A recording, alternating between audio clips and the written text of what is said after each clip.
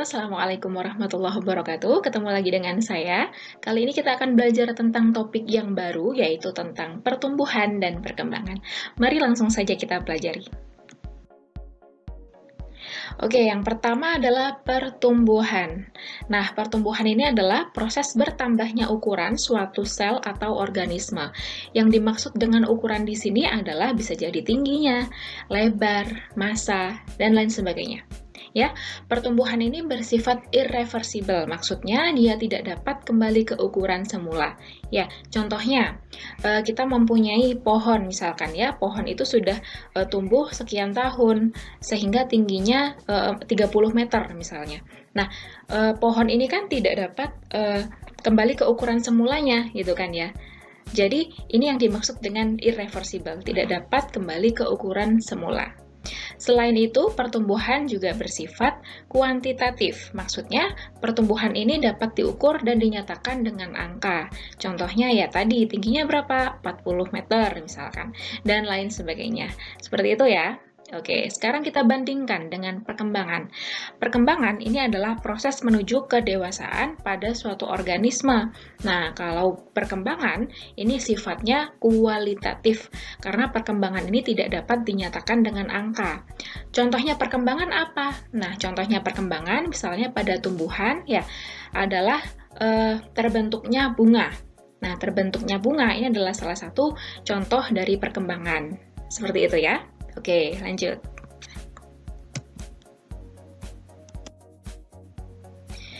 Selanjutnya adalah perkecambahan ya. Jadi, suatu pertumbuhan dan perkembangan itu pasti dimulai dari adanya biji, ya kan?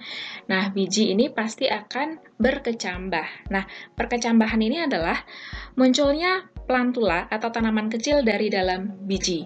Nah, sekarang adalah bagaimana caranya biji itu dapat tumbuh, ya kan? Dapat tumbuh tanaman kecil dari dalam biji ini. Nah, prosesnya adalah sebagai berikut. Nah, yang pertama, biji agar bisa aktif itu harus diberi air gitu ya. Jadi biji ini awalnya dorman. Nah, ketika dia menyerap air, maka biji ini akan aktif. Nah, ketika air ini masuk ke dalam biji, nah biji akan mengalami pengembangan atau pembengkakan sehingga kulit biji akan pecah. Nah, ketika air ini telah memasuki biji, maka biji ini akan mengaktifkan hormon yang namanya hormon giberelin, ya kan? Nah, hormon giberelin ini memicu menghasilkan enzim hidrolisis. Nah, enzim hidrolisis ini contohnya amilase, protease, dan lipase. Ketiga enzim ini nantinya akan memecah cadangan makanan di dalam biji dan merubahnya menjadi energi. Nah, energi inilah yang dibutuhkan oleh biji sehingga dia dapat melakukan perkecambahan. Jelas ya? Oke, seperti itu.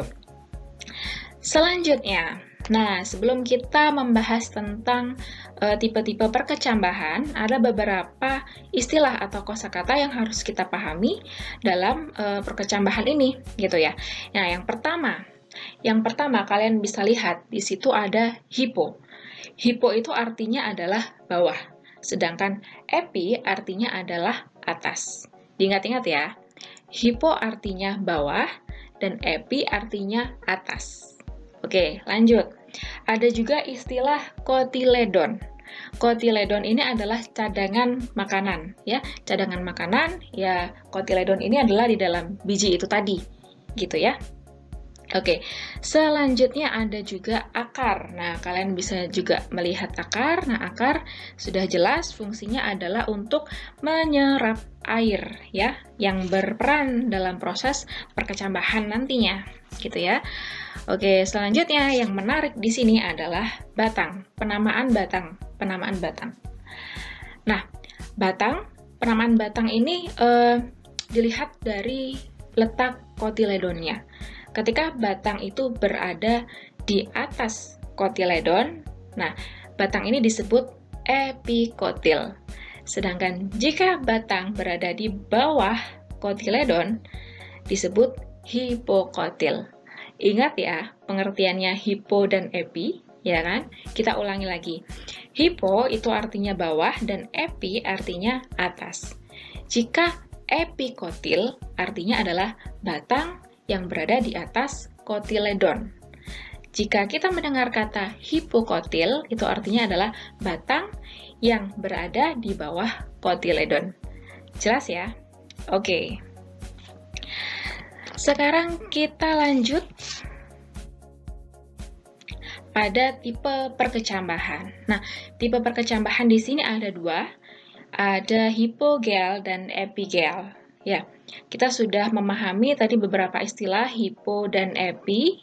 Ya, nah sekarang kita akan lebih mudah memahami tipe perkecambahan ini. Yang pertama, tipe epigel. Epi itu kan tadi artinya apa?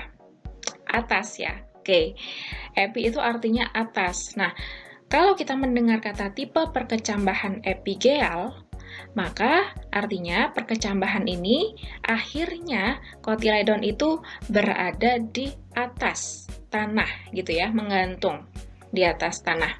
Sedangkan perkecambahan hipogel, nah perkecambahan ini akhirnya kotiledon ini tetap berada di dalam tanah atau di bawah tanah. Seperti itu ya? Paham ya? Oke.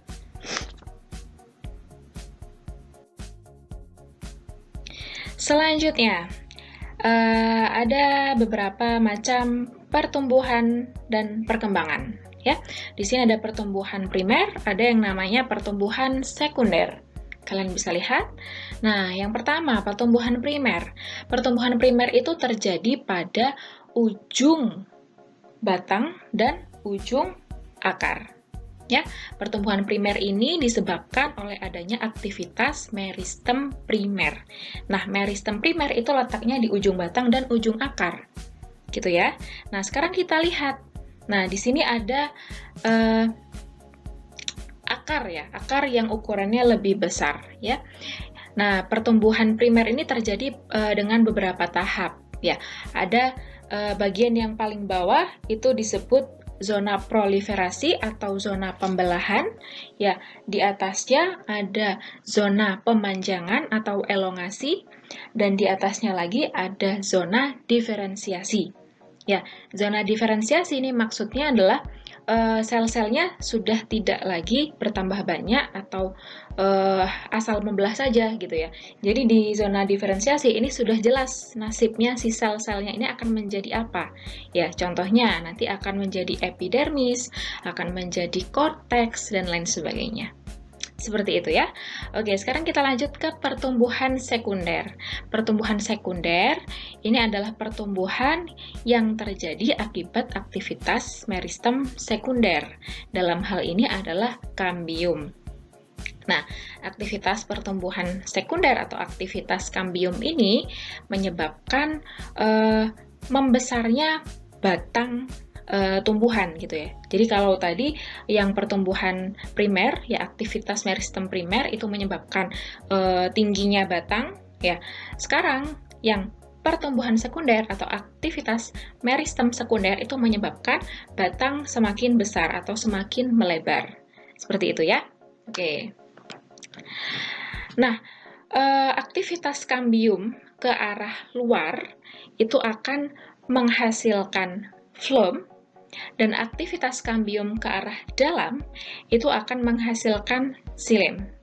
Ya, jadi aktivitas kambium ini akan terus berjalan. Nah, seiring dengan berjalannya aktivitas pembelahan ini akan menghasilkan sebuah lingkaran tahun yang biasanya kita lihat pada potongan-potongan kayu-kayu yang sudah tua. Nah, itu kan ada garis-garis lingkaran gitu kan ya di kayunya. Nah, itu adalah disebabkan oleh aktivitas kambium atau aktivitas meristem sekunder.